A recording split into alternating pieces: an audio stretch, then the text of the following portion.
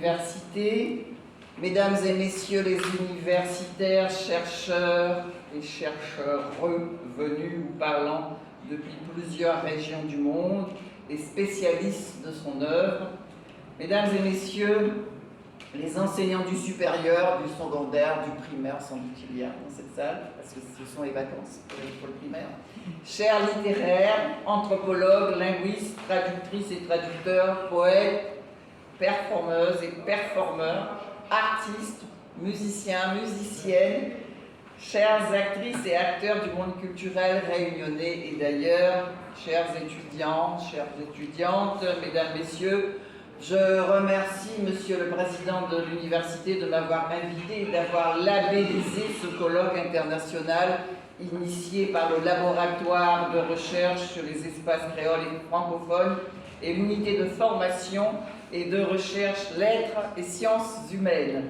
Je tiens à vous dire, Monsieur le Vice-président, toute l'importance que la région accorde aux travaux du laboratoire de recherche sur les espaces créoles et francophones.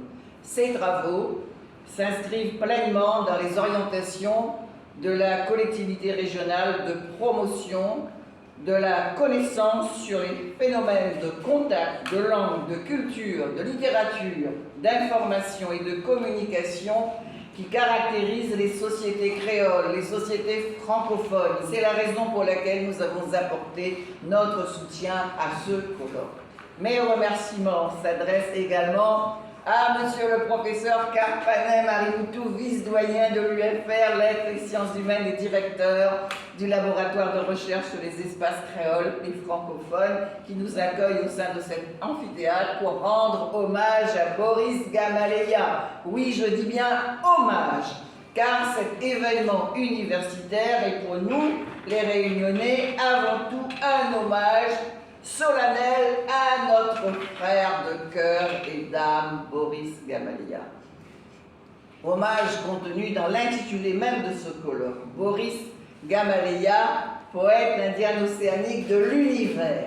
Y sont exprimés la volonté et la fierté réunionnaise d'inscrire notre île dans son environnement géographique et dans le tout ouvert.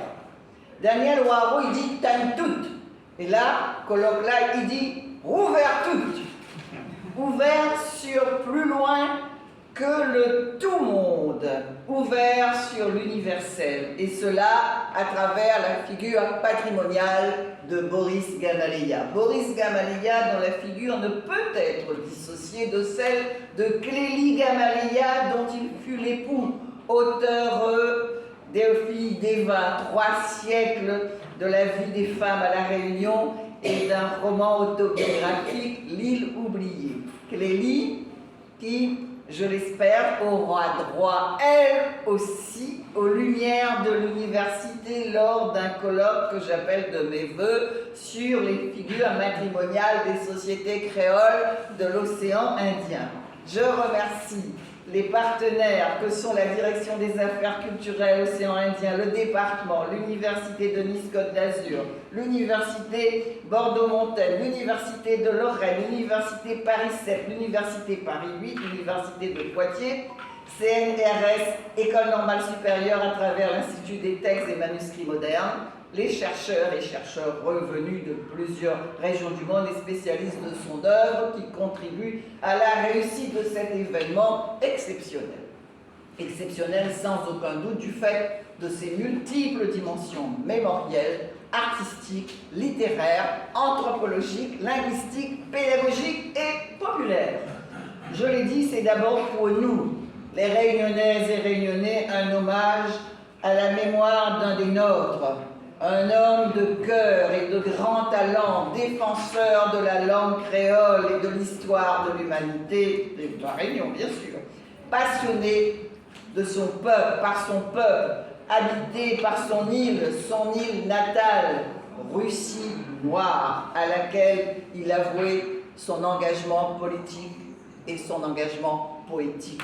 Hommage à la mémoire du poète immense par sa personnalité, son œuvre, poète aspirant, je le cite, à être un électron libre dans la réunion éclatée du souffle, libre, c'est-à-dire posséder de la détermination qui échappe à ceux qui n'ont que peu d'intérêt pour la lecture, mais surtout pour la créativité du futur. Je cite. Par ces mots, Boris nous fait-il comprendre que la liberté, c'est le choix du chemin vers le futur que nous voulons créer, le futur de la Réunion, le futur de l'humanité. L'œuvre et surtout la vie de Boris Gamaleya vibre de cette volonté de liberté consacrée à la créativité du futur. Cette volonté de liberté contre laquelle le pouvoir postcolonial s'est acharné. Il fut ainsi contraint par l'ordonnance Debré, dite ordonnance scélérate, à un exil de 12 années. Rendre hommage à Boris Gamaleya, c'est aussi se rappeler les atteintes, les offenses, les blessures profondes portées à la liberté réunionnaise. Et c'est rendre hommage à un combattant qui a participé aux luttes réunionnaises pour l'émancipation et la reconnaissance de l'identité réunionnaise. Combattant dans sa vie, combattant dans son œuvre qui célèbre une créolité ouverte sur le monde, qui jamais plus ne sera mise en esclavage. Ce colloque propose aussi une dimension artistique à travers des lectures multilingues, musicales, des concerts qui permettront de saluer le talent de l'auteur. J'exprime ma gratitude aux artistes qui apportent leur talent en contribution à cet hommage à celui qui a permis, par la puissance de son verbe, que soit inscrite la voix de la Réunion à la polyphonie du monde. La poésie gamaléesque est, selon Patrick Plié, une poésie qui s'arroge tous les genres et tous les tons pour porter haut et fort la voix d'un poète qui chante son île autant qu'il chante l'humanité elle-même. Un poète qui prête voix à son peuple pour porter certes ses aspirations, mais également pour l'intégrer au grand souffle du monde, au grand souffle du monde. Un poète à la parole nécessairement plurielle, ouverte au grand vent du monde, à une dimension cosmogonique. Ce colloque est aussi un événement littéraire qui, à travers l'œuvre de Boris Gamaleya, permet d'enrichir la réflexion sur le fait littéraire réunionnais. En 3 siècles d'existence, en créole ou en français, en vers ou en prose, la littérature réunionnaise s'est construite. Des monuments la composent. Et Boris Gamaleya en est un. Il n'a pas été, pour reprendre les mots de Carpanet Marimoutou, il n'a pas été un Français des mers du Sud, gardien des marches de l'Empire colonial français. Il est celui qui a coupé l'île de tout continent. Elle surgit de l'océan, du liquide, du mouvant. Il n'a pas fait l'économie de l'histoire violente de l'île et de sa spatialité tourmentée, Boris Gamaleya. Il inscrit non seulement la geste marronne, ce qui est à réintégrer dans l'histoire, mais aussi les déchirures internes de l'île dans son espace même. Il a été cet écrivain francophone, ouvrant la langue française reçue sur l'autre scène du créole et d'une histoire masquée. Il a été, et je cite encore notre cher vice-doyen de l'UFR Lettres et Sciences Humaines, Boris est cet écrivain créolophone luttant pour la promotion et le développement d'une langue minorée, réprimée et quasiment définie par ses adversaires comme inapte à la littérature. Ça, tu vois un peu, cueilleur de l'oralité, gardien des trésors de la créolité, amassant mots, phrases, dictons, histoires comme celle du Liavis Rabal, de cette collecte du patrimoine oral. Il disait: voici un chant merveilleux pour oublier la nuit noire. C'est ton peuple qui parle. Ne te bouge plus les oreilles.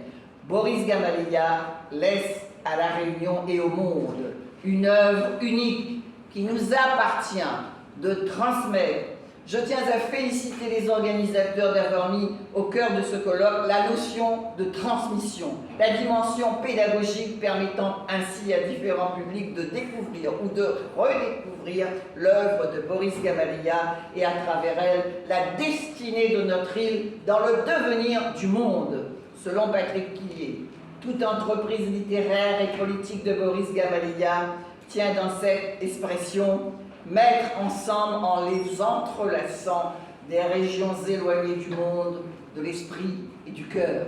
Ces mots tracent une perspective pour le monde, celle de la créolisation.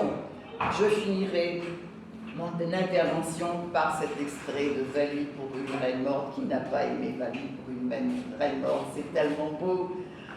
En ce temps-là, la reine, en l'attente des rives, 1000 oiseaux lumière louaient sa haute histoire, et ne plissait nul spleen austral les neiges vives. En la paille des mers, le ciel couvait ses jarres. Songeuse, elle avivait les feux de l'hypopode, les sonnailles de sable à ses chevilles bleues. Oui, Boris, nous avons besoin que 1000 oiseaux lumière louent notre haute histoire, et ce colloque est un de ces 1000 oiseaux lumière. Merci à vous.